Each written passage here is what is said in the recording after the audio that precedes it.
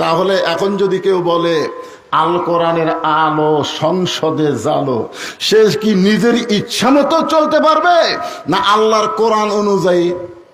কথা বলা লাগবে, কি অনুযায়ী? আল্লাহর কোরআন অনুযায়ী। খুব খেয়াল করবেন, যদি কেউ আল্লাহর কোরআনকে গ্রহণ না করে তাহলে সে আল্লাহর সঙ্গে কুফরি করবে। আর আল্লাহর সঙ্গে যারা কুফরি করবে তাদের জন্য আল্লাহর জান্নাত পাওয়া যাবে না। এখন এর সাথে সাথে আল্লাহ বললেন, ইয়া আইয়ুহাল্লাযীনা আমানুস্তাঈনু বিস-সাবরি ওয়াস-সালাত ইন্নাল্লাহা মা'আস-সাবিরিন। প্রথম আয়াত আল্লাহ কি বললেন? যে আমার জিকির করে আমি আল্লাহ তার জিকির করি। তোমরা নাশুকরি হয়েও না, তোমরা নাশুকরি হলে কুফরি হয়ে যাবে। ঠিক আছে, মাইক ঠিক আছে তো, মাইক আল্লাহ তো বলিনি আমি তো, এটা একেবারে নাকের কাছে চলে গেল, বুঝলেন? ঠিকই ছিল, মাইক ঠিকই ছিল।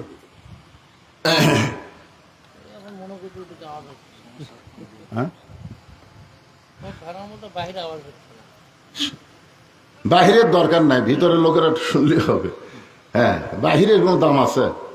আপনার বলেন, ফ্যানের বাতাসের বাহিরে থাকবেন না বাতাসের মধ্যে থাকবেন?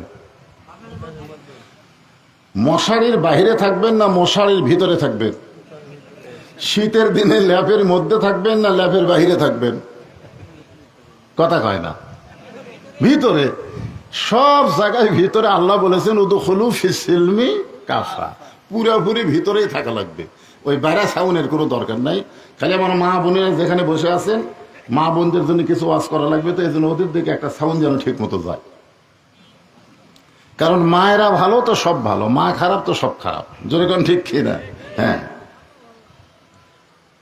হ্যাঁ, একটু মনোযোগ দিয়ে শোনেন। এখানে আল্লাহ বলতেছেন, যারা আমাকে বিশ্বাস স্থাপন করেছো, আস্তাইনু বিস-সাবরি ওয়াস-সালাহ, যদি আমার কাছে কিছু পাবার চাও, খুব খেয়াল করবেন, যদি আমি আল্লাহর কাছে কিছু পাবার চাই তাহলে দুইটা জিনিসের মাধ্যমে চাওয়া লাগবে। কয়টা?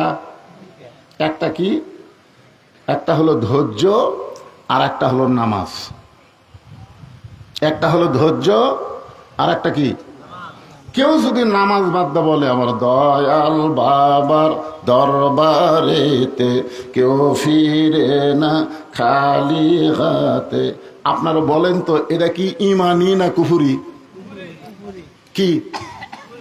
কারণ চাইতে হবে কার কাছে? কিসের মাধ্যমে? ধৈর্য আর নামাজ। ধৈর্যের কথা আল্লাহ আগে বললেন, দেখেন বিস-সাবরি ওয়াস-সালাত। পৃথিবীতে যত ইবাদত আছে সব ইবাদতের মধ্যে নামাজের মধ্যে যখন আমরা ঢুকি তখন দেখবেন আমাদের ধৈর্য কম। ঠিক কেনা বলেন? নামাজের মধ্যে আপনারা যখন ঢোকেন খুব কি ধীরে ধীরে নামাজ পড়েন না তাড়াতাড়ি পড়েন?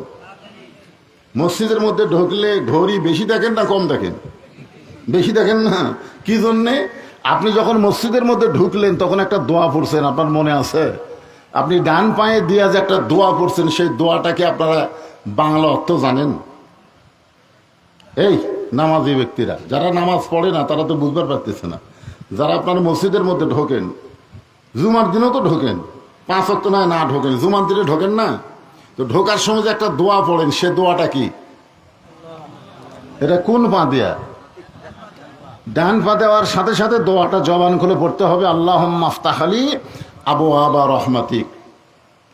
আপনি বিশ্বাস করেন মা সাবাকা মিন হাসানাতিন ফামিনাল্লাহ, আপনি যত বড়ই পাপী হন না কেন মসজিদের মধ্যে যখনই ঢুকবেন তখন আপনি বিশ্বাস করবেন আমি যত বড়ই পাপী হই আল্লাহ আমার ওপর খুশি আছে।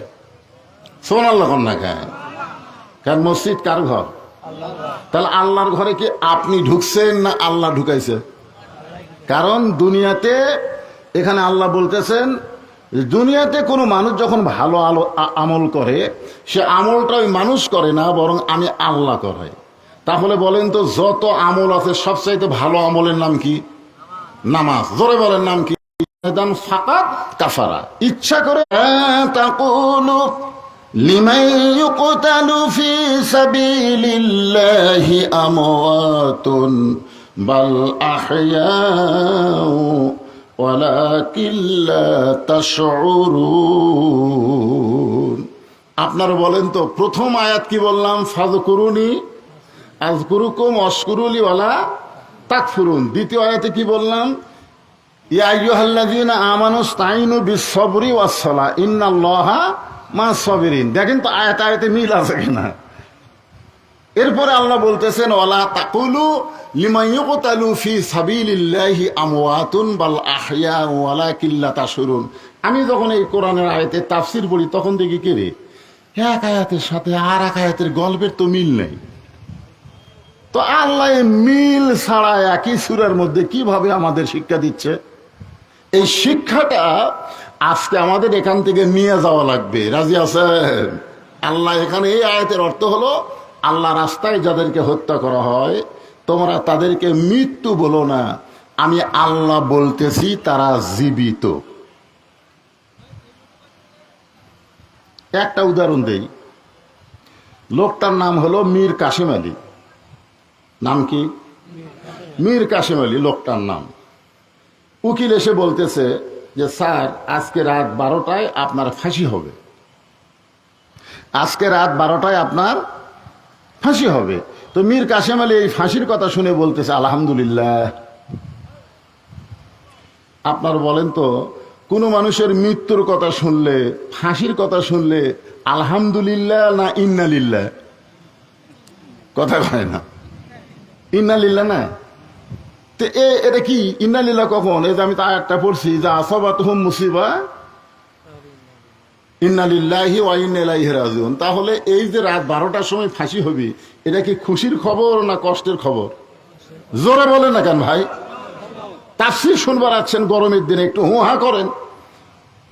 তারপরে মীর কাসেম আলী কি বলতেছে? আলহামদুলিল্লাহ। বলতেছে উকিল, রাত 12টায় তো আমার ফাঁসি হবে, আমার কাছে তো ঘড়ি নাই, এখন কয়টা বাজে? তো বলতেছে স্যার এখন বাজে রাত 9:30। বলতেছে আলহামদুলিল্লাহ, এখনো 2.5 ঘন্টা সময় আছে, এখনো 2.5 ঘন্টা সময় আছে, আলহামদুলিল্লাহ। তো 2.5 ঘন্টা খামাখা বসে থাকা লাভ কি? আমি 2 ঘন্টা ঘুম পাড়ি। কয় ঘন্টা? 2 ঘন্টা ঘুম পাড়ি। যদি ঘুমোর থেকে চেতন না পাই, তাহলে উকিল তুমি আসে কিন্তু আমার ডাক দিবে, কারণ 12টার সময় ফাঁসি হবে, অন্তত 8 ঘন্টা আগে আমার ঘুম থেকে ডাক দিবে। উকিল চোখের পানি বের করে কান দেয়ার বলি, মানুষ না পাগল? যার রাত 12টার সময় ফাঁসি হবে সেই লোকটা বলতেছে অযথা বসে থাকা লাভ কি, 2 ঘন্টা ঘুম পাড়ি। উকিল মনে করতেছে ফাঁসির চিন্তায় লোকটা পাগল হয়ে গেছে। রাগ করে উকিল বের হয়ে গেছে। উকিলের নাম হলো তাজুল ইসলাম। উকিল রাগ করে বের হয়ে গেছে। যখনই রাত 11:30 বাজছে তখন চলে আইছে, দেখি তো কি করতেছে পাগলা। আইসা দেখে মীর কাসেম আলী নাক ডাকে ঘুম পাড়তিছে। হায় হায় রে, আর 8 ঘন্টা পর তার ফাঁসি হবি, তাই এইভাবে ঘুম পাড়তিছে। মায়ে ঝাঁকি মারছে, ঘুম থেকে চেতন পাইছে। চেতন পাওয়ার পরে মীর কাসেম আলী বলতেছে উকিল ভাই, রাত কি 12টা বাজে গেছে নাকি? বলে না স্যার, এখনো 8 ঘন্টা দেরি আছে। কয় আলহামদুলিল্লাহ। এখন পর্যন্ত ইন্নালিল্লাহ কয়নি, এখন পর্যন্ত কি আলহামদুলিল্লাহ। আরো 8 ঘন্টা দেরি আছে, আলহামদুলিল্লাহ। ওযু করে এসে 2 রাকাত সালাতুশ শুকুর, সালাতুশ শুকুর সুবহানাল্লাহ বলেন। রাত 12টায় ফাঁসি হবে, সালাতুশ শুকুর, শুকুর ওয়াশকুরুলি ওয়ালা তাকফুরুন, তোমরা শুকুর গুজারি হও, তোমরা কুফরি করিও না। যার রাত 12টায় ফাঁসি হবে আর 8 ঘন্টা পর সালাতুশ শুকুর 2 রাকাত নামাজ পড়ে পবিত্র কোরআন থেকে সূরা মুলক আর সূরা মুজাম্মিল, এই কোরআনের মধ্যে একটা সূরা আছে, নাম কি? মুলক। জোরে বলেন, নাম কি?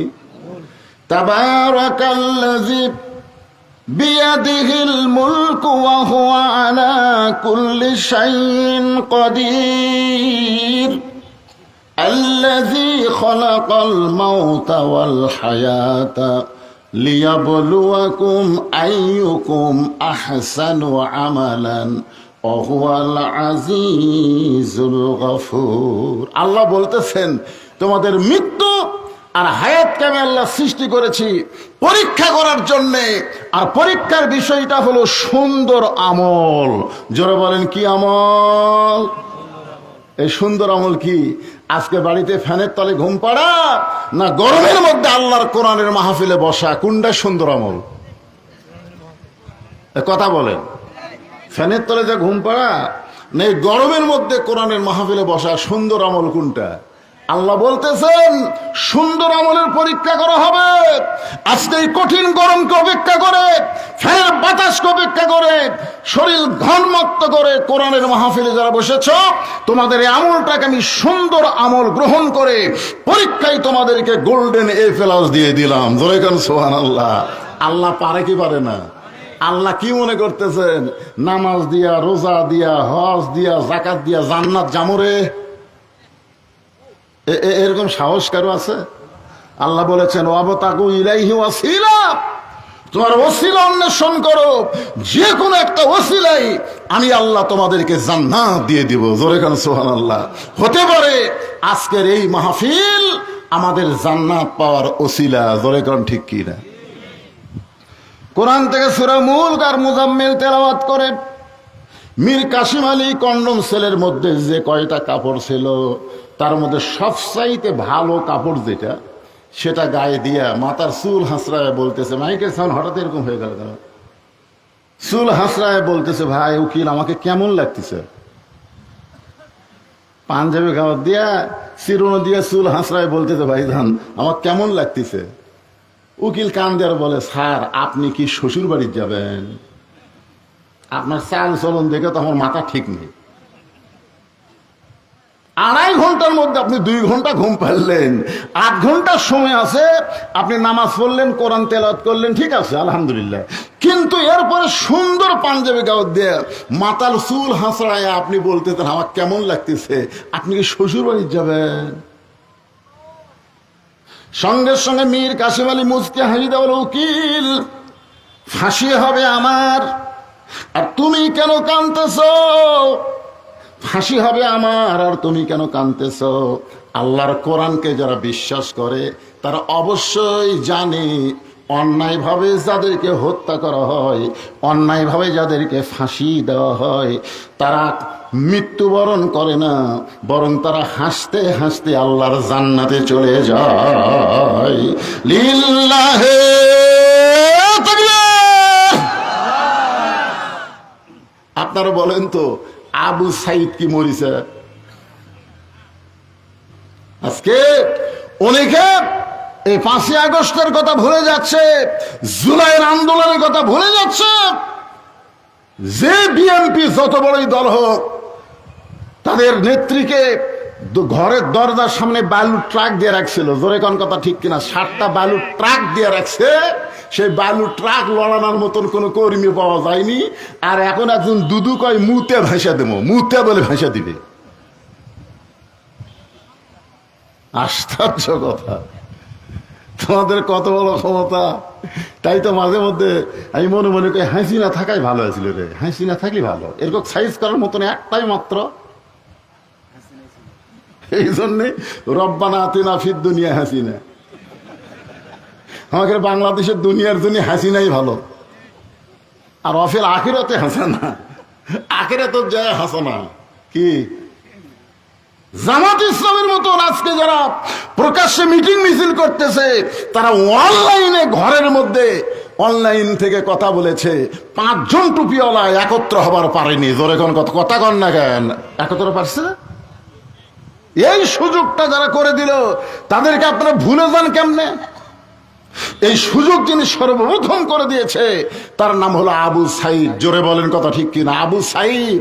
ওয়ালা তাকুলু লিমান ইউকতালু ফি সাবিলিল্লাহি আমওয়াতুন বাল আহইয়া ওয়ালাকিন লা তাশউরুন। তোমাদের সাধারণ মাথা এটা বুঝবে না। আপনারা বলেন তো, আবু সাইদকে যখন প্রথম গুলি করলো, আবু সাইদ কি ও মারে বাবারে কয়ে চিল্লা উঠছে? চিল্লা উঠছে? আমি মরবার চাই না, মারতেছে দৌড়। প্রথম গুলি খেয়ে ওর যদি জীবনের উপর মায়া থাকতো, ও তো দৌড় মারতো। ও তো দৌড় মারেনি, বরং আবার গুলির দিকে এক ধাপ আগে যাচ্ছে। জোরে কোন কথা ঠিক কিনা? দ্বিতীয় গুলি করছে, এরপরে আবু সাইদ দৌড় দেয়নি, ও মারে বাবারে আমি বাঁচতে চাই, এই কথাও বলে নাই। তৃতীয় গুলি যখন করলো, বুকের এই পার দিয়ে পিঠ দিয়ে গুলি বের হয়ে গেল। তারপরে কয়েকজন যুবক এসে আবু সাইদকে ধরলো, সঙ্গে সঙ্গে আবু সাইদ মাটিতে চলে পড়লো। আল্লাহ রাসূল 1400 বছর আগে বলেছেন, কোন শহীদ যখন দুনিয়া থেকে বিদায় নেয় তার মৃত্যুর কোনো যন্ত্রণা হয় না। চিনি খাওয়া পিঁপড়া যদি একটা কামড় দেয়, চিনি খাওয়া পিঁপড়া, বহু পিঁপড়া আছে, পিঁপড়া বোঝেন না, যে পিঁপড়া চিনি খায়, এই পিঁপড়া 10টা যদি আপনার এই জায়গায় কামড় দেয়, আপনি কি এরকম চুলকাই করে? 10টা কামড় দিলে চুলকানির মতো মনে হয়। যে আল্লাহ রাস্তায় জীবন দেয়, তার দুনিয়া থেকে বিদায় নেওয়া একটা পিঁপড়া কামড় দেওয়ার কষ্টের চাইতে কম হয়, যার প্রমাণ হলো আবু সাইদ। জোরে বলেন কথা ঠিক কিনা? আর আল্লাহর এই আয়াতটা খেয়াল করেন, বালাহিয়া, এরা মরে না, এরা চিরজীবিত। আজকে বাংলাদেশে বহু ছেলের নাম আবু সাইদ রাখছে, বহু ছেলে। আমার এলাকায় কয়েকটা ছেলে জন্ম নিয়েছে, নাম হলো আবু সাইদ, নাম থছে মুগ্ধ, নাম থছে ইয়ামিন। কিন্তু বহু মেয়ে ছেলে জন্ম নিল, ভুল করেও একটার নাম কেউ হাসিনা থয়নি, একটা হাসিনা থয়নি। তার মানে কি বোঝা গেল? এই জন্য আল্লাহ বলতেছেন, ওয়ালা তাকুলু লিমান ইউকতালু ফি সাবিলিল্লাহি আমওয়াতুন বাল আহইয়াউ ওয়ালাকিন লা তাশউরুন। আল্লাহু আকবার। আল্লাহ রাস্তায় যাদেরকে হত্যা করা হয়, আল্লাহ রাস্তায় যাদেরকে হত্যা করা হয় তাদেরকে তোমরা মৃত্যু বলো না, আমি আল্লাহ বলতেছি তারা জীবিত। উম্মে ফজল, কোন বর্ণনায় বলা হয়েছে নবীর চাচি, কোন বর্ণনায় বলা হয়েছে নবীর ফুফি, নাম হলো উম্মে ফজল। জোরে কর নাম কি? হযরত হুসাইন যখন জন্মগ্রহণ করলো, হুসাইন নবীর ছোট নাতির নাম কি? এই নবীর ছোট নাতির নাম কি? হুসাইন যখন জন্মগ্রহণ করলো, এমন সময় উম্মে ফজল কালো চাদরের নিচে করে হুসাইনকে আল্লাহ নবীর দরবারে হাজির করলেন। আল্লাহ নবী তখন সাহাবীদের সঙ্গে আলোচনা করতেছিলেন। নবী সাহাবীদের সঙ্গে যখন আলোচনা করতেছিলেন, এমন সময় উম্মে ফজল বললেন, বাবা, আল্লাহ তোমাকে আর একটা নাতি দান করেছে। সঙ্গে সঙ্গে নবীর চোখ দিয়ে দর দর করে পানি পড়তেছে। আচ্ছা, আল্লাহ নবীকে আর একটা কি দিছে? নাতি। নাতির কথা শুনে নবীর চোখ দিয়ে দর দর করে পানি পড়তেছে। সাহাবীরা নবীর কান্না দেখে মনে মনে চিন্তা করে, আগে একটা নাতি হয়েছে, নাম হলো হাসান। নবী হয়তো মনে মনে চাইছিল ফাতিমার পেট থেকে আর একটা আসবে, সেটা হবে নাতনি। আগে একটা নাতি হয়েছে, এবার আবার একটা কি কি কি ও আমাদের কোনো স্লিপ টিলিপ দিলেন নাকি বাবা? ও আচ্ছা আচ্ছা আচ্ছা, ঠিক আছে। আমি মনে করছি আবার এখনো ওয়াজ পাল্টান লাগবে নাকি? আপনি কি এলাকার শেষ ওয়াজ? আমার ওই সিজনের এই জুন মাসের শেষ ওয়াজ। এটা কোন মাস? জুন মাসের শেষ ওয়াজ। মহরম মাসে গোটা কয়েক ওয়াজ আছে, এখন আপাতত নেই। এখানে যে স্লিপটা দিচ্ছে এটা হলো যে ওয়াজ পরিবর্তন করা লাগবে না, হুজুর যা ইচ্ছা করে দেন, হক কথা, কোরআন থেকে তাফসির করেন। জোরে কোন কথা ঠিক কিনা? কিন্তু এখানে স্লিপ দিছে যে যুবকেরা জীবনে কোনোদিন মাহফিল করেনি, এইবারই প্রথম করছে। যদি যুবকদেরকে উৎসাহ দেওয়ার জন্য কোরআনকে ভালোবেসে কেউ যদি কিছু দিবার চায়, মাত্র 2 মিনিটের মধ্যে আমরা গামছা ব্যাগ নিয়ে যাব, যার যা খুশি। এই ভাই, এই দেওয়ার কথা শুনে লাভ উঠলো কেন? 2 মিনিট ঘড়ি ধরে কয় মিনিট? 2 মিনিট। আপনাদের কাছে একটু রুমাল যাবে, ব্যাগ যাবে, যার যা খুশি 10, 20, 50, 100 টাকা। আল্লাহর কোরআনকে আপনারা ভালোবাসেন না? ভালোবাসেন? কারা কারা আল্লাহর কোরআনকে ভালোবাসেন? 2 হাত তোলা, আল্লাহকে দেখান তো দেখি। লিল্লাহি তাকবীর। এই কোরআন বাংলার জমিনে বিজয় হোক, কারা কারা চান? হার একটু টান টান করে দেখান। লিল্লাহি তাকবীর। তাহলে ছেলেরা গান বাজনার, ঈদের পরে অনেক জায়গায় বেকসেট বাজতেছে, গান বাজনা হচ্ছে, এরা গান বাজনা না করে তাফসীরুল কোরআন মাহফিল করেছে, এতে আপনারা খুশি না? তো খুশি হয়ে আপনাদের কাছে রুমাল গামছা যাবে, কারা কারা দিবেন না তারা হাত তোলেন তো, যে হুজুর আমি 1 টাকাও দেব না, এরকম কোন লোক আছে? আচ্ছা, যারা যারা দিবেন তারা হাত তোলা যাবে না যে আমি 5 টাকা 10 টাকা যাই পারি হুজুর। ছেলেরা যখন ব্যাগ আসতে তার সব হাতিতে উঠছে, মাশাআল্লাহ। বাবারা যাও ব্যাগে। হ্যাঁ,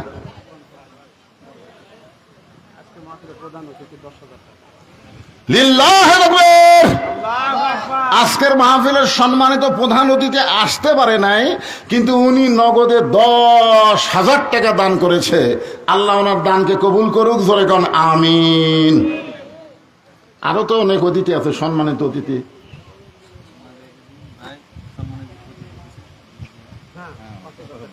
সেটা বলা লাগবে তো, ওরা আবার কবিতা আমরা দিলাম টাকা।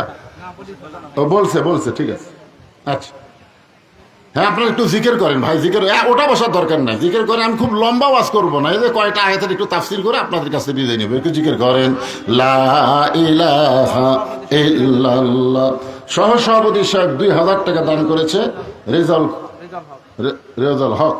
আল্লাহ তার দানকে কবুল করুক, আল্লাহুম্মা আমিন।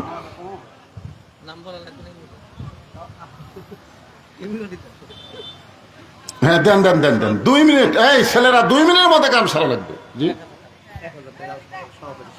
মাশাআল্লাহ। সভাপতি সাহেব দান করেছে, আল্লাহ তার দানকে কবুল করে। 1,000-এর বেশি আছে, একটাই তো 1,000।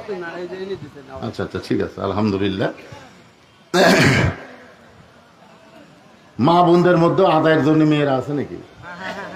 আচ্ছা, মা বোনেরা আপনারাও একটু আল্লাহর হস্তে কোরআনকে ভালোবেসে দান করবেন। মা, এটা আপনাদের ওয়াজ শুরু হয়ে গেছে, আলহামদুলিল্লাহ।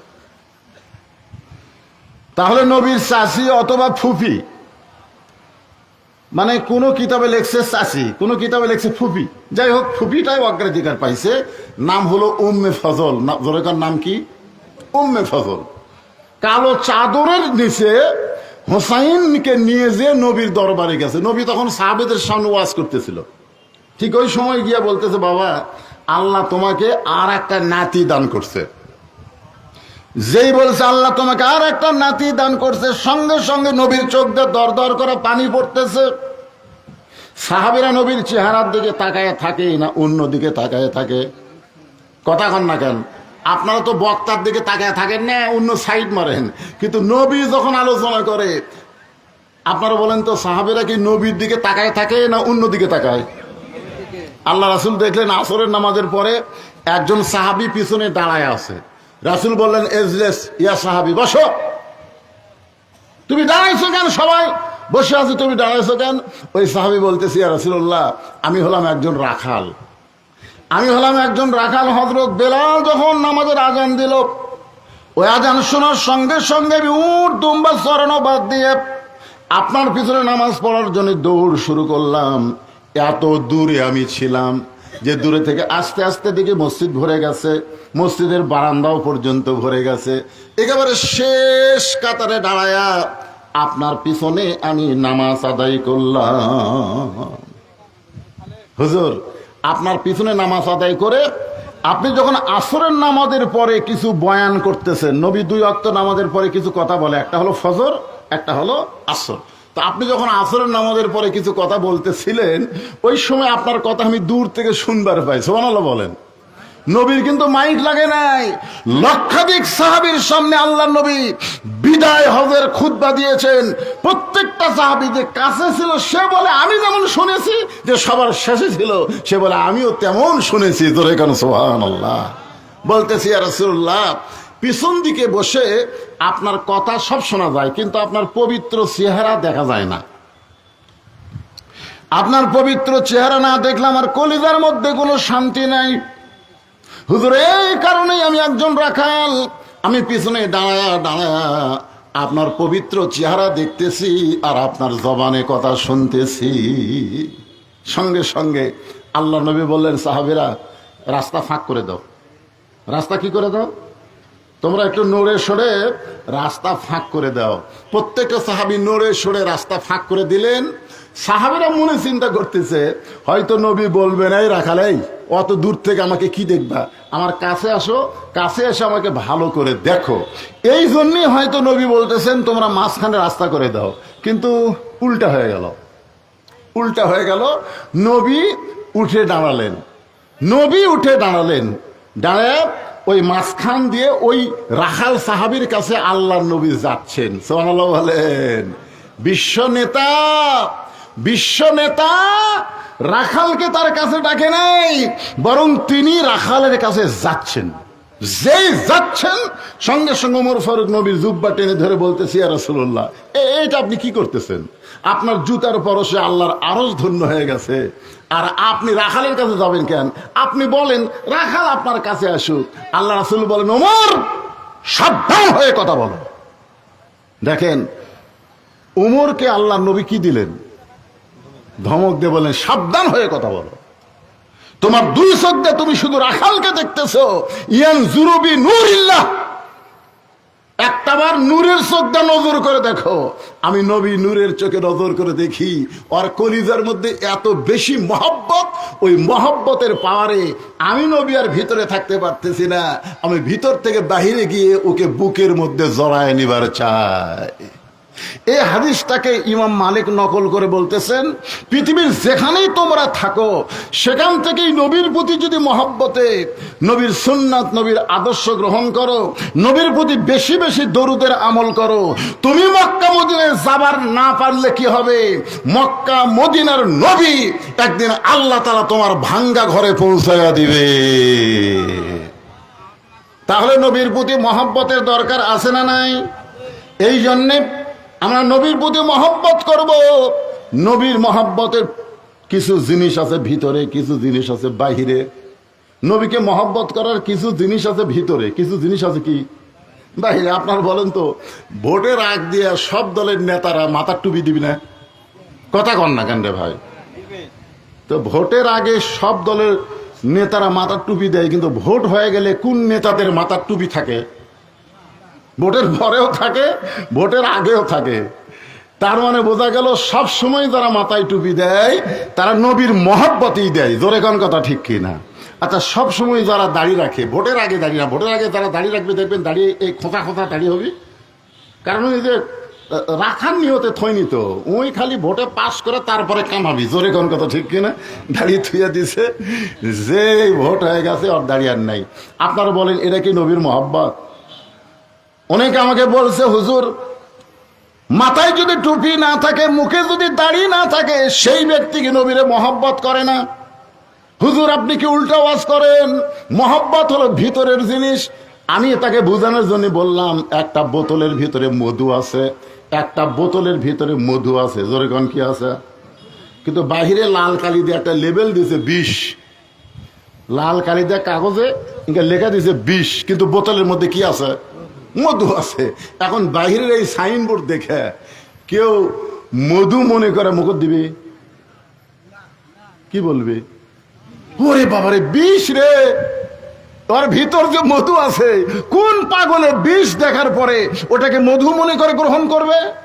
আজকে যাদের বাহিরে নবীর সুন্নত নাই, ওদের ভিতরেও কোনোদিন নবীর সুন্নত থাকতে পারে না। জোরে কোনো কথা ঠিক কি না? নবীকে যদি মহব্বত করেন, একটু মনোযোগ দিয়ে শোনেন। প্রত্যেকটা সাহাবী নবীর চেহারার দিকে তাকায় আছে, নবীর চোখ দিয়ে দর দর করে পানি পড়তেছে। নবীর চোখের পানি পড়া দেখে সাহাবীরা মনে মনে মনে মনে, অনেকের মনে মনে মিন শারিল ওয়াসওয়াসিল খান্নাস, মনের মধ্যে একটা শয়তান আছে না নাই? এ সগলিরে আছে, খালি নবীর নাই। জোরে কান কার নাই? এ কথা কন না কেন, কার নাই? আল্লাহর নবীর কাছে শয়তান নাই, এছাড়া সবার কাছে শয়তান আছে। মিন শাররিল ওয়াসওয়াসিল খান্নাস, এই আয়াতে তাফসীর পড়ে দেখবেন। একজনকে দেখে শয়তান ভয়ে দৌড় মারে, সেটা কোন শয়তান? একজনকে দেখে শয়তান ভয়ে দৌড় দেয়, সেই শয়তানের নাম হলো ইবলিস শয়তান। জোরে কোন শয়তান? কিন্তু ওই লোকটার ভিতরে কিন্তু একটা শয়তান আছে, তার নাম হলো হযরত উমর। ভিতরে একটা শয়তান আছে, তার নাম কি? কারণ উমর ফারুক মসজিদের মেম্বরে বসে নিজের গালে নিজে চড় মারতেছেন, ডান গালে ডান হাতে, বাম গালে বাম হাতে চড় মারতেছেন। ওসমান গনি বলি, আমিরুল মুমিনিন আপনি কি পাগল হয়ে গেলেন? নিজের গালে নিজে চড় মারতেছেন। তখন উমর ফারুক বললেন, মিন শাররিল ওয়াসওয়াসিল খান্নাস, আমার ভিতরে শয়তান আমাকে ধোঁকা দিচ্ছে। ওসমান গনি বললেন, আপনাকে দেখে শয়তান কত গজ? 40 গজ দূরে থাকে, আর আপনাকে শয়তান ধোঁকা দেয়। উমর ফারুক বললেন, এটা হলো বাহিরের ইবলিস না, এটা হলো ইবলিসের বেটা খান্নাস। এই খান্নাস প্রত্যেকটা মানুষের অন্তরে আছে। এই খান্নাস আমাকে বলতেছে, উমর তুমি হলাম অর্ধ পৃথিবীর খলিফা, তুমি অর্ধ পৃথিবীর খলিফা। ওসমান গনি বলতেছে, আমির আল মুমিনিন, তাহলে তো ঠিকই বলেছে, আপনি অর্ধ পৃথিবীর খলিফা। ওমর ফারুক বলে, ওসমান, বর্তমানকে নিয়ে যখন কোনো মানুষ চিন্তা করে ওই মানুষটাকে তখন শয়তান ধরে। প্রত্যেকটা মুসলমান চিন্তা করবে তিনটা, একটা হলো অতীত, একটা হলো বর্তমান, একটা হলো ভবিষ্যৎ। অতীতে আমি কি ছিলাম, বর্তমানে কি হুনুরে, ভবিষ্যতে আমার খবর কি। হাসিনা যদি ভবিষ্যতের চিন্তা করত তাহলে আজকে গোষ্ঠী শুদ্ধা পলান লাগতো না। জোরে কোন কথা, ঠিক কথা কন না কেন? খালি চিন্তা করছে 41 সাল, ভবিষ্যতের চিন্তা করে নাই। বর্তমান মনে করেছিলাম কি হনুরে, এই ক্ষমতা থেকে আমাকে নামাবে কে? ওমর ফারুক বলে, ওসমান, শয়তান আমাকে ধোঁকা দিয়েছে, আমি অর্ধ পৃথিবীর খলিফা, আজকে আমি অর্ধ পৃথিবীর খলিফা, কিন্তু অতীতে আমি কি ছিলাম, ভবিষ্যৎ আমার কি হবে। তাহলে অতীত আর ভবিষ্যৎ নিয়ে প্রত্যেকটা মানুষের চিন্তা করার দরকার আছে না নাই? আমার অতীত ছিল, আমি রাস্তায় রাস্তায় ঘুরতাম। আমার নিজের কথা বলতেছে, আমার অতীতে আমি রাস্তায় রাস্তায় ঘুরতাম, কোনো টুপিওয়ালা দাড়িওয়ালাকে দেখলেই বললাম, ভাইজান আপনাদের গ্রামে কি মাহফিল হয়েছে? তোকে না, এখনো হয় নাই। তো ভাই আমি ওয়াজ করবার জানি, ভাই আমার দাওয়াত দেন। তখন কয়, এখনো পর্যন্ত ওয়াজ শুনিনি। কিসের দাওয়াত? আমাকে দাওয়াত দেন। আমি কমপক্ষে 100 জন লোককে ধরলে 2-1 জন লোক আমাকে দাওয়াত দিত। এটা হলো আমার অতীতের খবর। চায়া চায়া দাওয়াত নিছি, জনগণ আমাকে দেয়নি। আর আমার বর্তমানের খবর হলো, দাওয়াতের চাপে আমি ভয়ে লুকা থেকে সিসি ক্যামেরা লাগাছি। কোনো মানুষজন আসলে আমি সেক্রেটারিকে বলি, নাস্তা টাস্তা করে বিদায় করে দাও, ফাঁকা ফুঁকা কিছু নাই, আমি দেখা করতে পারতেছি না। বর্তমান। আর আমার ভবিষ্যৎ হলো, মসজিদের খাটনি আমার বাড়ির আঙ্গিনায় আসবে।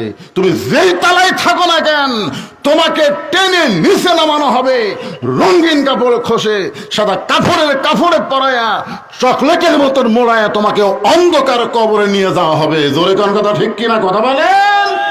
আজকে যদি আমাদের ভবিষ্যতের চিন্তা থাকতো তাহলে অন্ধকার কবরকে নিয়ে আমরা চিন্তা করতাম। ওই বাড়ির ফ্যানের তলে থাইকে মনে করতাম না গরমের মধ্যে ওয়াজ শুনতে যাবো কেন। ভবিষ্যতের চিন্তা নাই তো।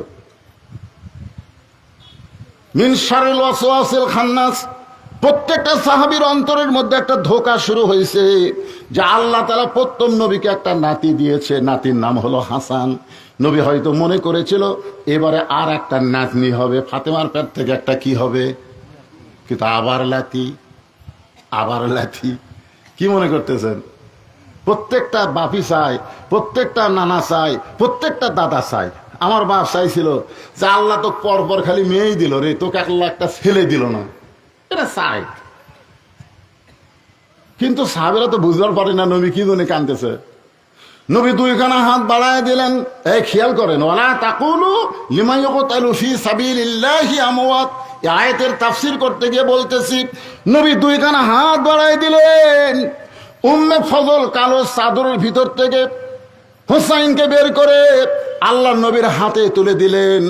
আল্লাহ নবী হোসাইনের কপালে একটা চুমা দিয়ে বললেন, আল্লাহ এই গোশতের টুকরাকে তুমি কুরবানি হিসাবে কবুল করে নাও। আল্লাহ এই গোশতের টুকরাকে তুমি কুরবানি হিসাবে কবুল করে নাও। সমস্ত সাহাবীরা বললেন, ইয়া রাসূলুল্লাহ, এটা কি দোয়া করলেন, এইটা কি দোয়া করলেন? আল্লাহ রাসূল বললেন, আমি নবী সেদিন থাকবো না, তোমরা অনেকেই সেদিন থাকবা না। সেদিন আমার এই হোসাইন বাতিলের বিরুদ্ধে যুদ্ধ করতে গিয়া নিজের জীবনকে আল্লাহ রাস্তায় শহীদ করে দিবে, আল্লাহ রাস্তায় শহীদ করে দিবে। বুখারী শরীফের কিতাবুল মাগাজি হাদিসটা মনোযোগ দিয়ে শোনেন। মা হাদান ইয়াদখুলুল জান্নাতা ইউহিব্বু ইয়ারজি ইলাদ দুনিয়া ওয়ালাহু মা'আল আরদি মিন শাইইন ইল্লা শাহীদুন ইয়াতামান্না আন ইয়ারজি ইলাদ দুনিয়া ফায়ুক্তাল আশারা মাররাতান লিমা ইয়ারা মিনাল কারামাতি। রাওয়াহুল বুখারী কিতাবুল মাগাজি। জোরে কোন আল্লাহু আকবার, আল্লাহু আকবার। কি বুঝতেছেন? আল্লাহ তাআলার জান্নাতুল ফেরদাউসের মধ্যে আল্লাহ শহীদদেরকে জায়গা দিবে।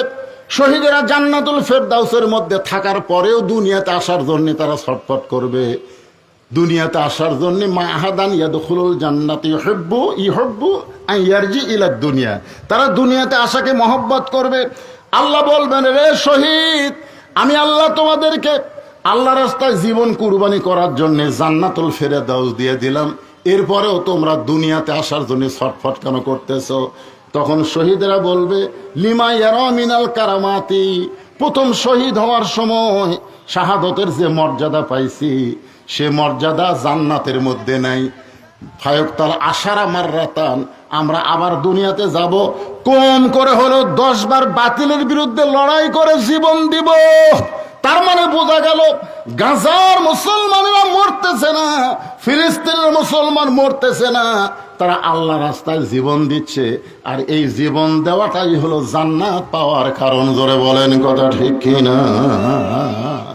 আপনারা বলেন তো, হোসাইন রাদিয়াল্লাহু কি স্বাভাবিকভাবে দুনিয়া থেকে বিদায় নিছে না বাতিলের বিরুদ্ধে লড়াই করছে? আপনার বলেন তো, হোসাইন রাদিয়াল্লাহু কি মরছে? এ কথা কন না কেন, মরছে? ইয়াজিদ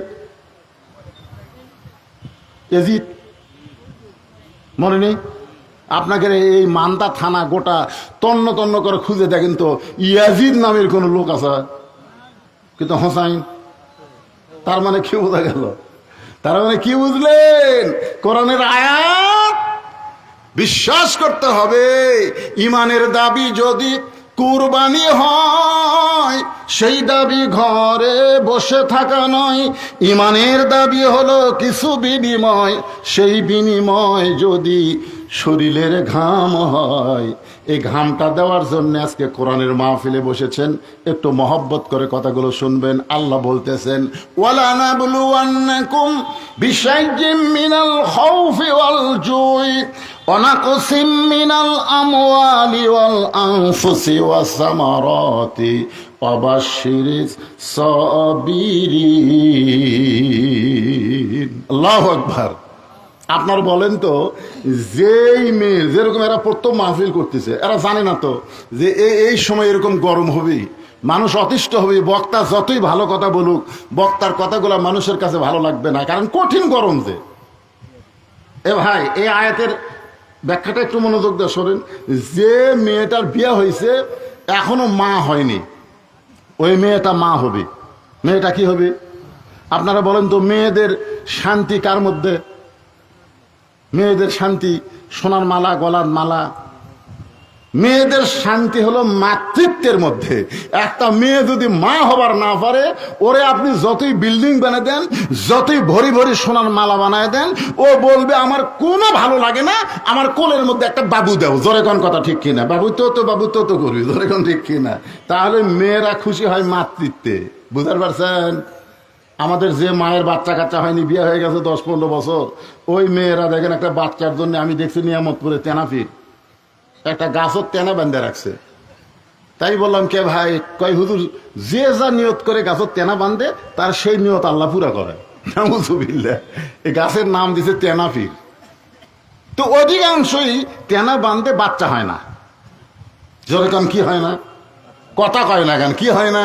বাচ্চা হয় না। আপনারা বাচ্চা চাবেন কার কাছে? জাকারিয়া নবী কার কাছে চাইছে? ইব্রাহিম নবী কার কাছে চাইছে?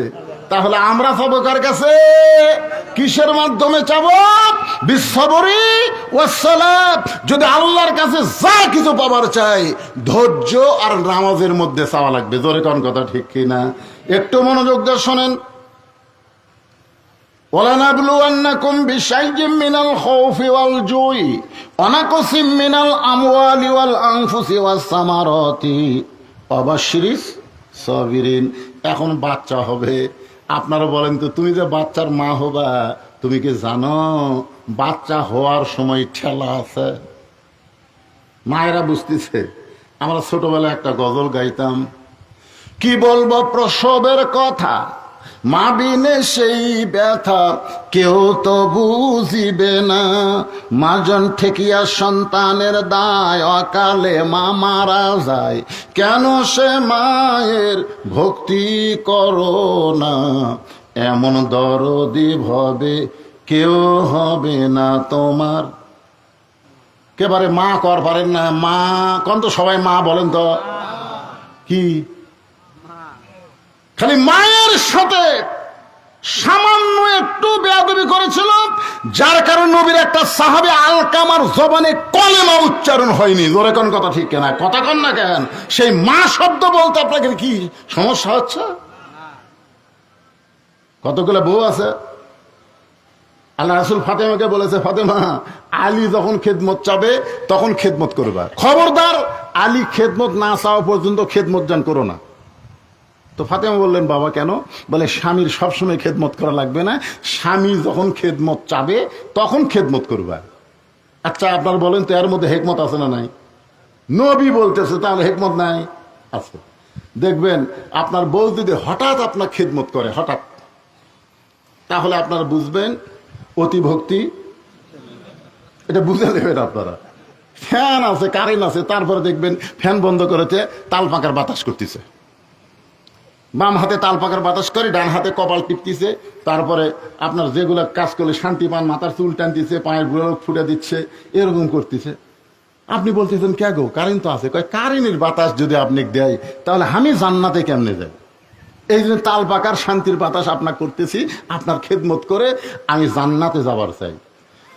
স্বামী বলে, আল্লাহ রে, ভাগ্য গুণ একটা বউ পাচ্ছি রে। এইরকম বউ পাওয়া হলো ভাগ্যের ব্যাপার। এই কথা যেই স্বামী কইছে, বউ কান্না শুরু করছে। স্বামী কয়, কে গো কান্দো কেন? বলি এমনি কান্দি গো, এমনি কান্দি। স্বামী বলতেছে, কি জন্য কান্দো বলো, লক্ষ্মীটি বলো, কি জন্য কান্দো? কয় না, আপনাকে বলে লাভ নাই তো, আপনাকে বলে লাভ আছে। তাই কয় আর ভাঙা কে? স্বামী কই কে রে, বউ কান্দে, আমাকে বলে লাভ নাই, জোর গাই বলো কি জন্য কান্দো বলো। শোনেন, আমি যে জন্য কান্দতেছি, আমি যদি কান্দার কথা বলি আপনি কি আমল করবেন? আপনি যদি আমল করেন তাহলে আমি বলবো। তো স্বামী বলতেছে, ঠিক আছে তুমি বলো কি জন্য কান্দতেছো, আমি আমল করব। বলতেছে, আমার কান্দার কারণ হলো তোমার বুড়ি মা আর তোমার বুড়া বাপ সব সময় আমার কলজাত আগুন জ্বেলা দিছে।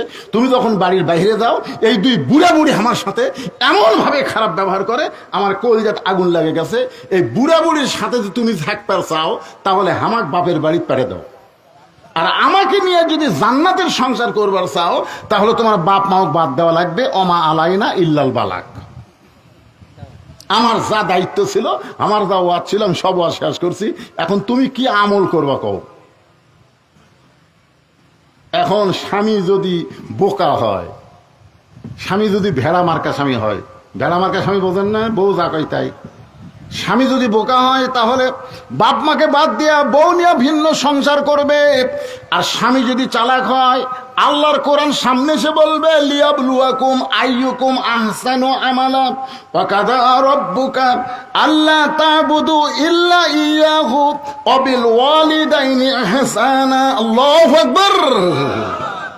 স্বামী কি আল্লাহর কোরআন সামনে নিয়ে বলতেছে, লিয়াবলুয়াকুম আইয়ুকুম আহসানু আমালা। এই সময় আমার সবচেয়ে সুন্দর আমল হলো, বউ মরে গেলে বউ পাওয়া যাবে, বউ ছাড়া দিলেও বউ পাওয়া যাবে, কিন্তু বাপ মা যদি মরে, বাপ মা তো পাওয়া যাবে না।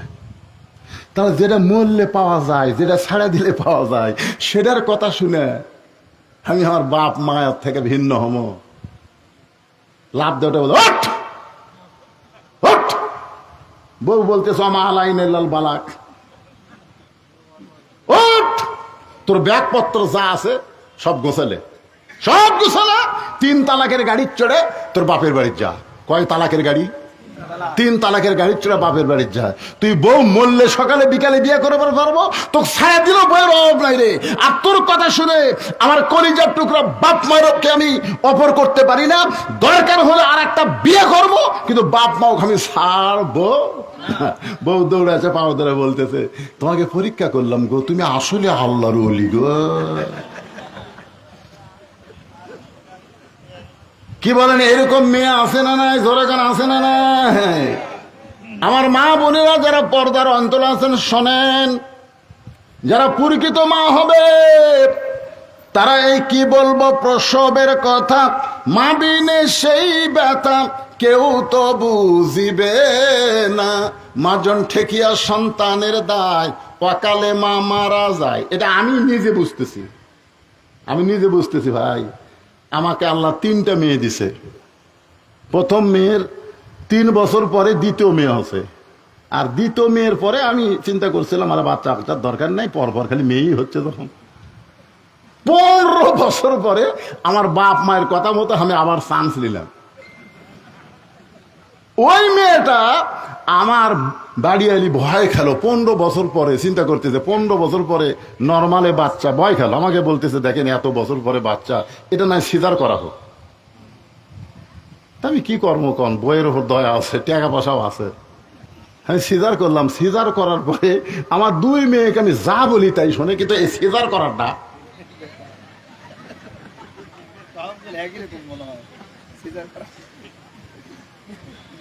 সিজার করার যারা বাচ্চা আপনাদের বাড়িতে আছে, ওই বাচ্চাকে আপনি মোবাইল না দেখালে ওই খাবি না। ওর কান্না বন্ধ করবার গেলে মোবাইল চালু না করলে ওর কান্নাও বন্ধ হবি না। জোরে কোন কথা কন না কে? কারণ কি জানেন? কারণ হলো আমি ডাক্তারের কাছে শুনছি, হুজুর সিজার করা মানে নর্মালি তো সব বাচ্চাই হবে, কারণ নর্মালি সব বাচ্চা। আমরা টেজের উপর যত মানুষ বসে আছি, একটা সিজার করা কথা কন না কেন? আমরা কি হইনি? নর্মালি সব বাচ্চাই হবে, কিন্তু কতগুলো মায়ের ধৈর্য কম। এই ধৈর্য কমের কারণে এরা ওই প্রসবের ব্যথা লিবে না দেখে ডাক্তারের সাথে সিজার করে। এখন ডাক্তার সিজার তো টাকা লোভে করবেই, আগে পরীক্ষা করে আল্ট্রাসাউন্ড করে, সম্পূর্ণ ভুয়া। ডাক্তার আমাকে বলতে হতো সম্পূর্ণ ভুয়া। বাচ্চা কি করছে, কয় বাচ্চা কাত হয়ে আছে, মিশে বাচ্চা যে পানি লাগবে বের হতে, সেই পানি নাই। তখন বাধ্য হয়ে পেট কাটা দেখে বাচ্চার ঘুমই ভাঙেনি, কারণ 2 দিন পরেই নর্মালে হবি। 2 দিন আগে পেট কাটলে আর ঘুম ভাঙবি? বাচ্চা ঘুমের মধ্যে আছে, তখন ওই পেটের মধ্যে বার করে, আর ঘুম ভাঙানোর জন্য এরকম পাও ধরে এরকম একটা ঘুরেন দেয়, বুঝলেন? এই যেই ঘুরেন দেয়, এই ঘুরানে মাথাতে একটা ঝাঁকি খায়, করে কান্দা ওঠে। এই যে মাথাতে একটা ঝাঁকি খায়, বুঝলেন? এই ঝাঁকিতে কান্দা ওঠে। ওই যে ঝাঁকি খাবে, ওই ঝাঁকি খাওয়ার কারণে ওই মোবাইল ছাড়া কান্না থামে না, মোবাইল ছাড়া ওই ভাত খায় না। কি বলবো প্রসবের কথা, মা বিনে সেই ব্যথা কেউ তো বুঝিবে না। মাজন ঠেকিয়া সন্তানের দায়, অকালে মা মারা যায়, কেন সে মায়ের ভক্তি করো না। এমন দরদি ভাবে কেউ হবে না আমার। সবাই বলেন, এই মুরব্বীরা বলেন না কেন? যাদের মা মারা গেছে তারাও বলেন, যাদের মা জীবিত তারাও বলেন, এমন দরদি ভাবে কেউ হবে না আমার মা গো। এতদিন তো মা হওয়ার চাইছে, এবার প্রথম বাচ্চা হওয়া। মেয়েদের যখন বাচ্চা হয়, কলিজার মধ্যে একটা আঘাত দেওয়া শুরু হয়। ওই সময় মা আঘাত সহ্য করতে না পেরে চিল্লি করে, বিষ খাবো, গলার দড়ি দিব, এই জীবন আর রাখবো না। কখনো বলে বিষ খাবো, কখনো বলে আত্মহত্যা করব, কখনো বলে গলার দড়ি দিব। এই কষ্ট সহ্য করতে পারি না। তখন দাদি নানি দৌড়ে এসে ঘরের মধ্যে নিয়ে যায়। কেরে তুই কি পাগলি হয়েছিস? মায়ের পায়ের তলে সন্তানের জান্নাত, সুবহানাল্লাহ বলেন। মরদ মানুষের পায়ের তলে কোনো জান্নাত নাই। আগেকার বক্তারা ওয়াজ করতো স্বামীর পায়ের তলে বইয়ের জান্নাত, এটা সম্পূর্ণ ভুয়া কথা। কি আমিনুল ভাই? সম্পূর্ণ ভুয়া কথা। স্বামীর পায়ের তলে বইয়ের জান্নাত না, বরং মায়ের পায়ের তলে সন্তানের জান্নাত। মরদ মানুষের পায়ের তলে জান্নাত নাই, জান্নাত আছে নারীর পায়ের তলে, সেই নারী যদি মা হয়। সুবহানাল্লাহ খান, সুবহানাল্লাহ। তো এখন দাদি রানী ঘরের মধ্যে নিয়ে যায়, বলতে কি রে তোর পায়ের তলে সন্তানের জান্নাত হবে, চিল্লি করলে হবে? এত কষ্ট সব বিজনেস জোর করে দাদি নানি বিজনেস সহায়া ঠান্ডা পানির মধ্যে নরম কাপড় চুপড়ায় কপালত দেয়। কপালত দিয়ে কয় ধৈর্য ধর, ধৈর্য ধর। অবাশশিরিস সাবিরিন ওয়ালা নাবলুয়ান্নাকুম বিশাইয়্যিম মিনাল খাউফি ওয়াল জুই ওয়া নাকসিম মিনাল আমওয়ালি ওয়াল আনফুসি ওয়াস সামারাতি অবাশশিরিস সাবিরিন। ধৈর্য ধর। তারপরে ধৈর্য ধর, কপালত হাত দেখায় ধৈর্য ধর। কানবার সাথে জোরে কান্দিস না, রাস্তা দিয়ে লোক যাবি আর কবি এটা কেমন মাওরে বাচ্চা হওয়ার সময় কান্দিছে, কান্দিস না, চুপ চুপ চুপ, ধৈর্য ধর। ইন্নাল্লাহ মা সাবিরিন, ধৈর্যশীলদের সঙ্গে কি আছে? যতগুলা ওয়াজ আছে সব ওয়াজ করে আর ঢাই ভাগ করছে। এখন তুমি টানো, এদিকে টানা শুরু হয়ে গেছে, ধৈর্য ধর, ধৈর্য ধর। যেই ধৈর্য ধরেছে এক সময় দাঁতের উপর দাঁত দিয়ে ধৈর্য ধারণ করতেছে। আমরা 15 বছর কোরআনের কথা বলতে পারি নাই। কোরআনের প্রধান মুফাসসিরকে 13 বছর অন্যায় ভাবে জেলখানায় বন্দি করে রাখছিল। জেলখানার মধ্যে যখন মৃত্যুবরণ করে নাই, হাসপাতালে নিয়ে গিয়ে তাকে হত্যা করা হলো। জোরে কোন কথা ঠিক কিনা?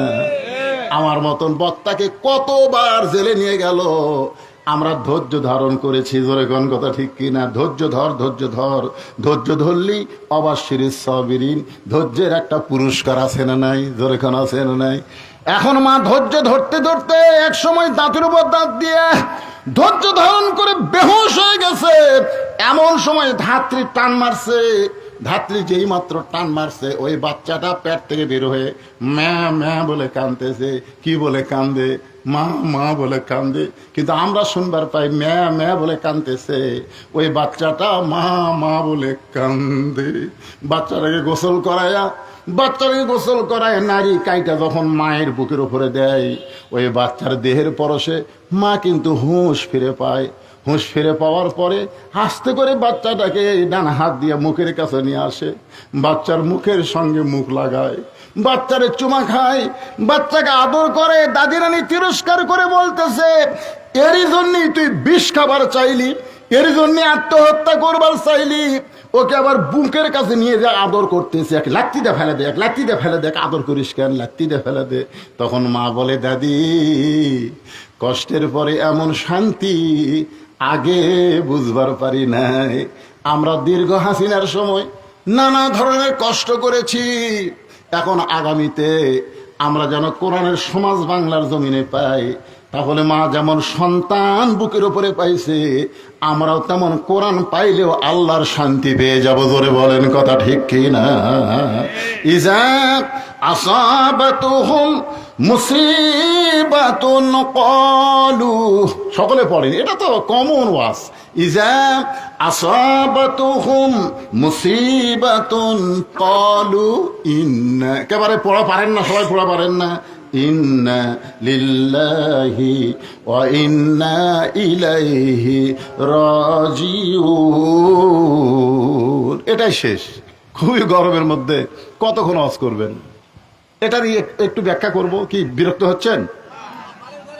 না, করতেছি তো, তারপরে তো বুঝবার পারতেছি ভাই। আমার ফ্যান দিয়ে তারপরে আমার গোটাল গাও ঘামতিছে, এখানে ভিতর থেকে শেষ পর্যন্ত টপ টপ করে পড়তেছে। কি একটা গরমের দিন। যাই হোক, আলহামদুলিল্লাহ। এই আয়াতের উপরে বেশি লম্বা না, এখানে আল্লাহ বলতেছেন ইজা মানে যখন। এই মনোযোগ দিয়ে শোনা লাগবে। ওয়াইজা কুরিয়াল কোরআন ফাসতামিউ লাহু আনসিতু লাআল্লাকুম তুরহামুন। কোরআন থেকে যখন কথা বলা হয়, কোরআন যখন তেলাওয়াত করা হয়, তখন চুপ থেকে এটা শুনতে হবে। বোঝার নিয়তে শুনলে যে বক্তা বলবে এবং যারা শুনবে উভয়ের উপরে আল্লাহর রহমত বর্ষিত হবে। জোরে কর সুবহানাল্লাহ। হ্যাঁ, তো এখন আসেন, ইজা মানে কি? যখন। এই সবাই বলেন না কেন? যখন। আসাবাতুহুম মুসিবা, তোমাদের উপরে বিপদ আপদ মুসিবত আসবে। কলু, তখন তোমরা বলবে ইন্না লিল্লাহি ওয়া ইন্না ইলাইহি রাজিউন। আচ্ছা, ইন্না লিল্লাহ যে আপনারা পড়েন মানুষ মরার পরে, এর বাংলা অর্থ জানেন? জানেন না? এমনি এমনি পড়েন। এটা বলে মরার দোয়া। দেখছেন, এটা কোরআনের আয়াত। কোরআনের আয়াতকে দোয়া বলা যাবে, তাই দা যাবি সেটা সূরা ফাতিহাকে বলা যাবে। এর একটা গান গায়, আগে গানটা শোনেন, দেখেন তো বুঝবার পারেন কিনা। গানটা শুনলে কিন্তু বুঝবার পারেন কিনা। কোন বনেরই পাখি তুমি, আইলারে কোন বনে, আবার কোন বনেতে যাইতে হবে, পড়ছে নাকি মনে।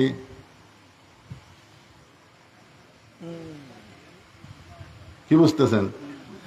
কোন বনের পাখি তুমি, আইলারে কোন বনে, আবার কোন বনেতে যাইতে হবে, পড়ছে নাকি মনে। রথীন্দ্রনাথ একটা হিন্দু মানুষ গান গাইছে, পঞ্চ আত্মা পঞ্চরুহু হিসাবেতে দেখা যায় একেতে দুইয়েরই জনম, পরমাত্মার মরণ নাই। কে বলে মানুষ মরে, মানুষ মরিলে তবে বিচার হবে কার। বিনহা খালাকনাকুম অফিহা নুইদুকুম অমিনহা নুখরিজুকুম তারাতান উখরা। আল্লাহু আকবার। কোথায় ছিলেন আপনারা ভাইজান? এই সোনা চানেরা, আপনারা কোথায় ছিলেন মনে আছে? কোথায় ছিলেন যে জগতের নাম হলো আলমে আরওয়াহ, রুহের জগতে ছিলেন? জোরে কণ্ঠে, কথা কণ্ঠে। রুহের জগৎ থেকে মানুষের সুরত নিয়ে আপনারা কোথায় আসলেন? মানুষের সুরত। আল্লাহ বলেছেন লাকাদ খলাকনাল ইনসানা ফি আহসানি তাকবীম। এরই সাথে সাথে আল্লাহ বললেন সুম্মা রাদাদনাহু আসফালা সাফিলিন। কি সুন্দর চেহারা! আহ, তিনবার চারবার আল্লাহ শপথ করছেন। চারবার না তিনবার? অতিন জাইতুন অতর সিনিন ওয়াহাজাল বালাদিল আমিন। চারটা শপথ করে আল্লাহ মানুষের কথা বলতেছেন। সুন্দর অবয়ব দিয়ে আমি আল্লাহ ইনসানকে সৃষ্টি করেছি, তৈরি করেছি। এরপরে আল্লাহ বললেন সুম্মা রাদাদনাহু আসফালা সাফিলিন। এরা কর্মগুণে পশুর চাইতো জঘন্য হবে, পশুর চাইতো।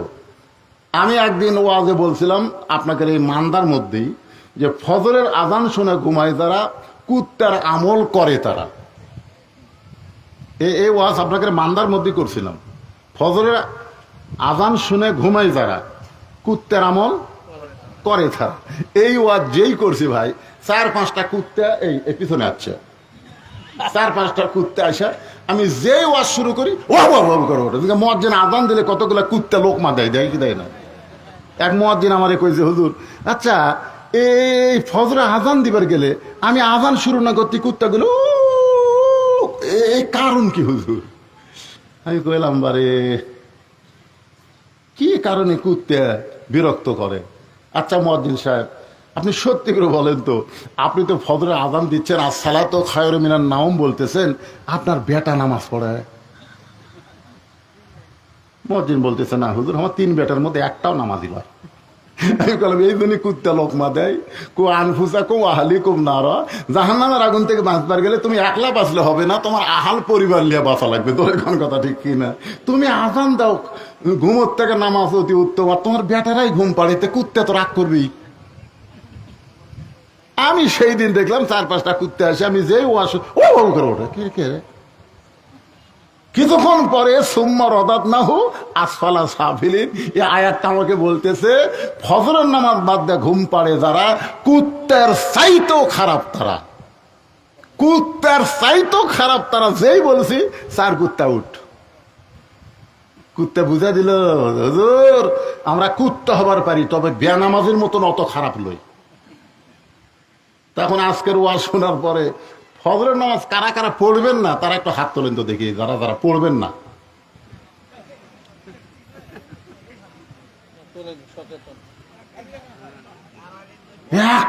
একটাও হাত তুললো না। যতই গরম হোক, তীব্র গরমের মধ্যে এই যুবকেরা এবার না বুঝে ভুল করে মাহফিল করেছে, তারপরও মাহফিল সার্থক। সুবহানাল্লাহ বলেন। একটাও নাই ফজর নামাজ না পড়ার, একটাও নাই। সবাই ফজর পড়বি।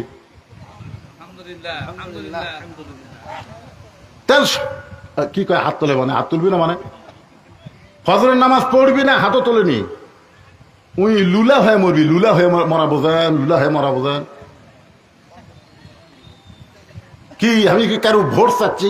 আমি কি কোনো মার্কাত ভোট চাচ্ছি? আমি চাচ্ছি নামাজ। আপনি জানেন হাসরের ময়দানে সর্বপ্রথম আপনাকে নামাজ সম্পর্কে প্রশ্ন করা হবে। জোরে কথা বল না কেন? সবচাইতে গুরুত্বপূর্ণ নামাজ হলো ফজরের নামাজ।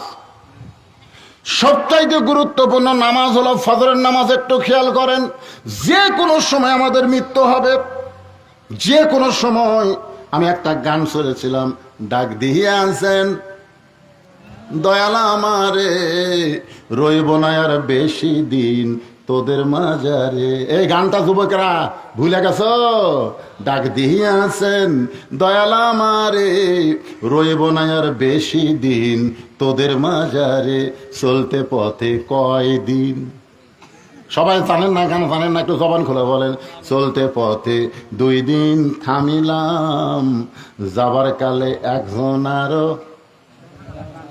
হাসিনা যখন পলাচ্ছিল আপনার দেখছেন? ও ভিডিও কিন্তু আমি বহুবার দেখছি।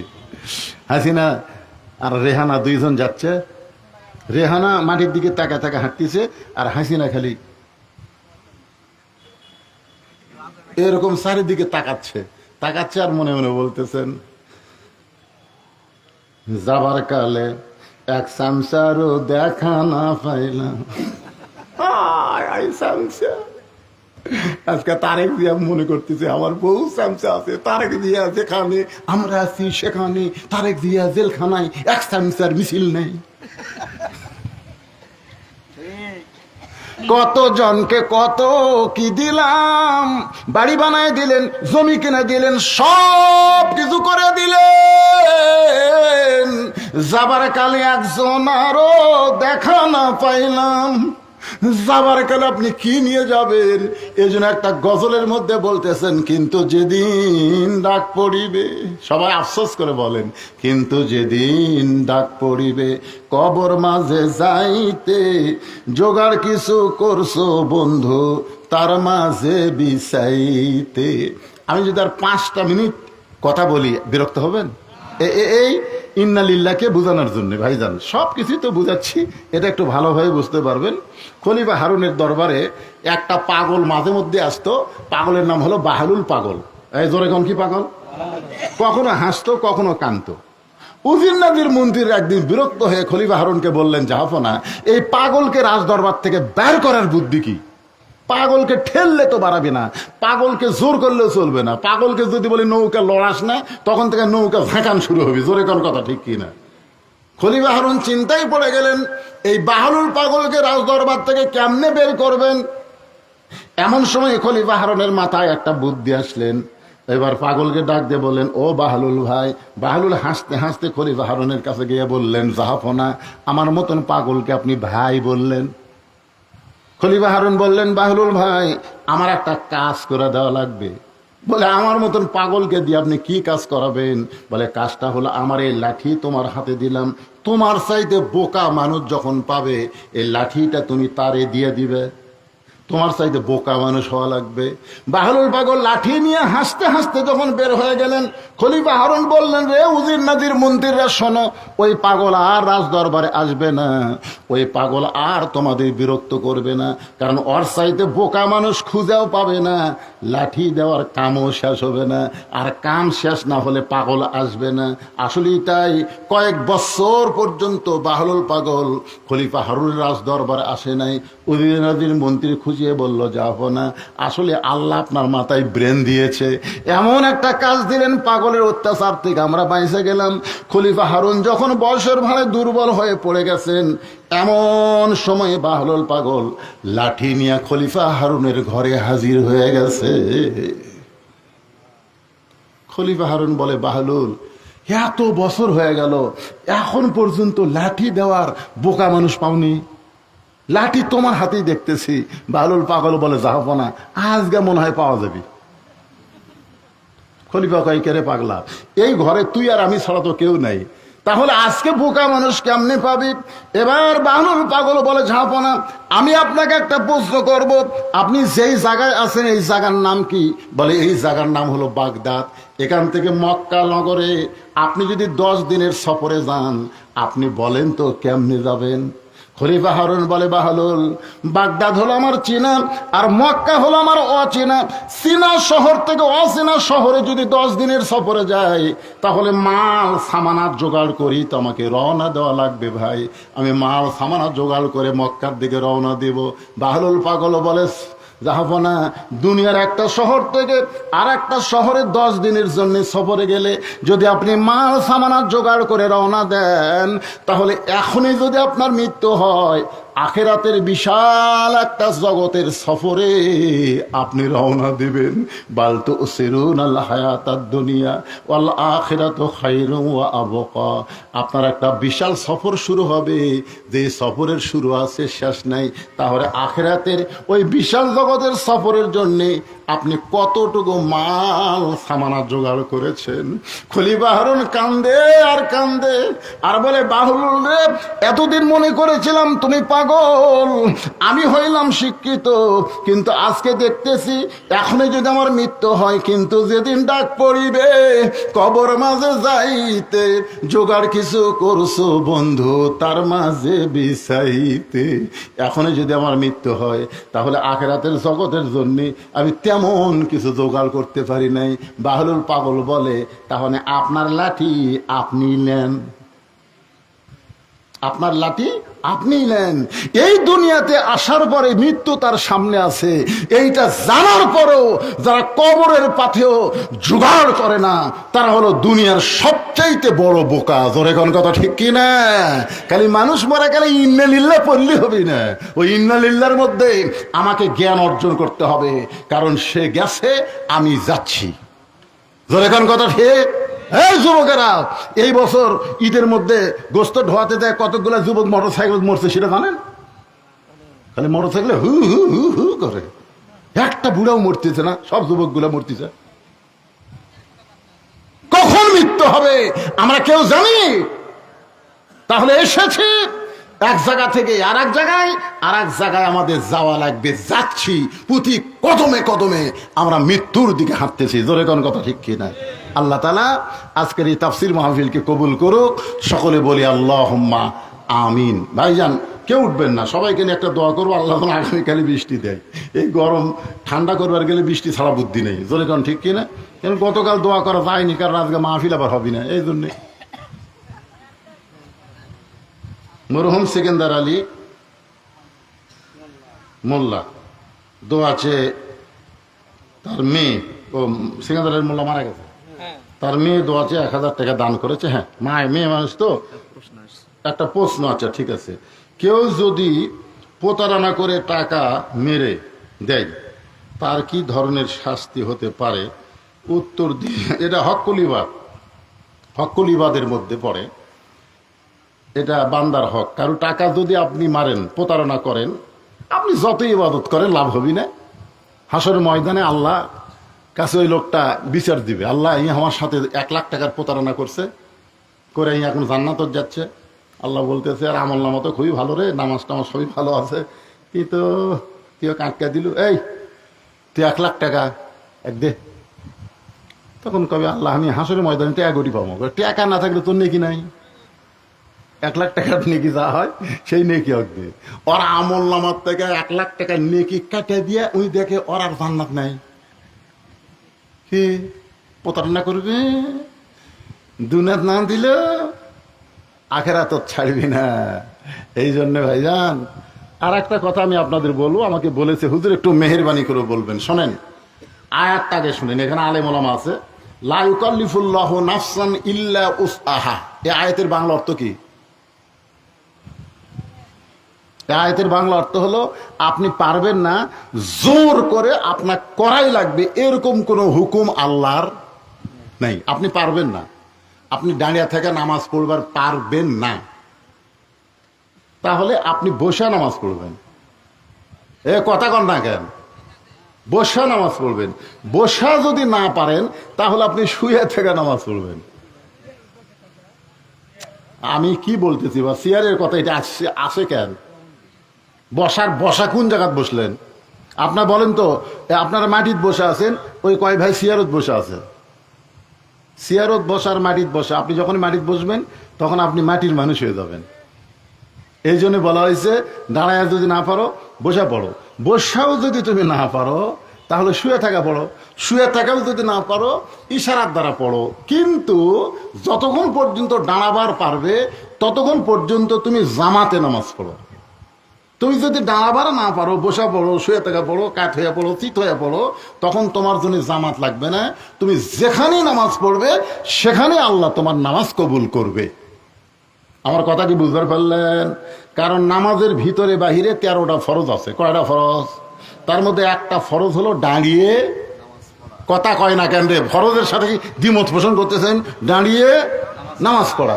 যেই লোকটা সিয়ারত বসে নামাজ পড়ে, কি মসজিদের খাটনিট করে শান করে লিয়াচ্ছে না হেঁটে হেঁটে আসছে? তাহলে হেঁটে হেঁটে যে ব্যক্তি আসে সে দাঁড়াবার পারে, কথা কন না কেন, সে দাঁড়াবার পারে। তার যেই ব্যক্তি দাঁড়াবার পারে সেই মাটির যদি বসে, তাও আল্লাহ হয়তো কবে যাক রে তুই মাটির বসতে পড়লু তা, কিন্তু কুমুলিল্লাহি কানিতিন, দাঁড়াও আনুগত্য নিয়ে। যখন চেয়ারে বসবেন তখন আর আনুগত্য থাকে না। চেয়ারত বসলে শয়তান ভিতরে একটা মোশান দেয়। জোরে কোন কথা ঠিক কিনা? হ্যাঁ। আর আপনারা বলেন তো, মসজিদে নামাজ পড়ার প্রথম শর্ত কি? একা একা নামাজ পড়া না জামাতে? কথা সবাই বলা লাগবে। মসজিদে নামাজ পড়ার নিয়ত কি? একা একা না জামাতে? আর জামাতে নামাজ পড়বার গেলে 1 নম্বর নিয়ম হলো কাতার সোজা করা লাগবে। কাতার সোজা করা লাগবে। আর কাতার সোজা করা কি পায়ের আগালির সাথে না গোড়ালির সাথে? কে কয় আগালি? আগালি কে কয় রে? একজনের পাও 1/2 হাত লম্বা, একজনের পাও 10 আঙ্গুল লম্বা, একজনের পাও হচ্ছে 4 আঙ্গুল, এরকম নাই? তো তাহলে যদি আগালি মিল করেন তাহলে কাতার সোজা হবে না। গোড়ালি মিল করা লাগবে। কি মিল করা লাগবে? কথা বলেন। গোড়ালি মিল করা লাগবে। তাহলে যেই ব্যক্তি চেয়ারে বসে নামাজ পড়তেছে ওর পায়ের গোড়ালি কোথায়? তো আপনারা বলেন তো, যেই লোক গোড়ালি মিল না করে সামনে কাতারে থাকলো, তাহলে সামনে কাতার কি পুরা হলো? সামনে কাতার পুরা না করে দ্বিতীয় কাতারে দাঁড়ান যাবে? তাহলে দ্বিতীয় কাতারের লোক যদি আপনারা দেখেন সামনে কাতারে কেউ চেয়ারলে বসছে, তখন আপনার 4 জন যাইয়া আস্তে করে ওই চেয়ার আলাক তুলবেন। অক তোলার দরকার নাই, চেয়ার সহ অক তুলে অক বারান্দা থুয়ে আসবেন যে বাবা তোর কারণে আমরা কাতারের ফজিলত নষ্ট করব না, তোর কারণে আমরা ওয়াজিব তরক করতে পারবো না। কারণ জামাতে নামাজ পড়া যেমন ওয়াজিব, কাতার সোজা করা হলো কারিবুল ফরজ ওয়াজিব, ফরজের নিকটবর্তী ওয়াজিব। জোরে কোন কথা ঠিক কিনা ভাইজান? এই জন্যে আপনারা এদিকে খুব সতর্ক হবেন, খুব সতর্ক হবেন। আপনি কষ্ট করে নামাজ পড়েন, আল্লাহ কবুল করবে।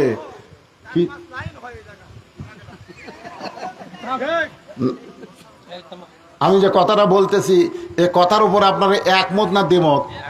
একমত হন। আপনারা কাতারবদ্ধ হয়ে নামাজ পড়েন, 27 গুণ সওয়াব পাবেন। 27 গুণ।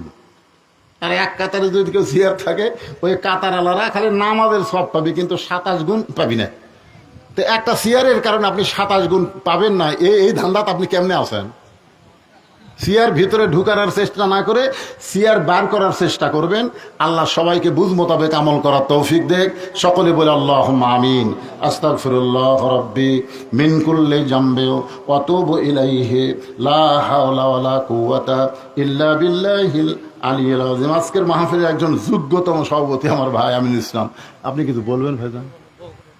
আল্লাহুম্মা আমিন। আল্লাহুম্মা আনতাস সালাম অমিনকাস সালাম তাবারাকতা ইয়া যাল জালালি ওয়াল ইকরাম। হে আল্লাহ তাআলা, একজন যোগ্যতম আলেমের সভাপতিত্বে হে আল্লাহ আজকের মাহফিল রাত 12টা পার হয়ে গেছে। এই দীর্ঘ সময় চরম গরমকে অপেক্ষা করে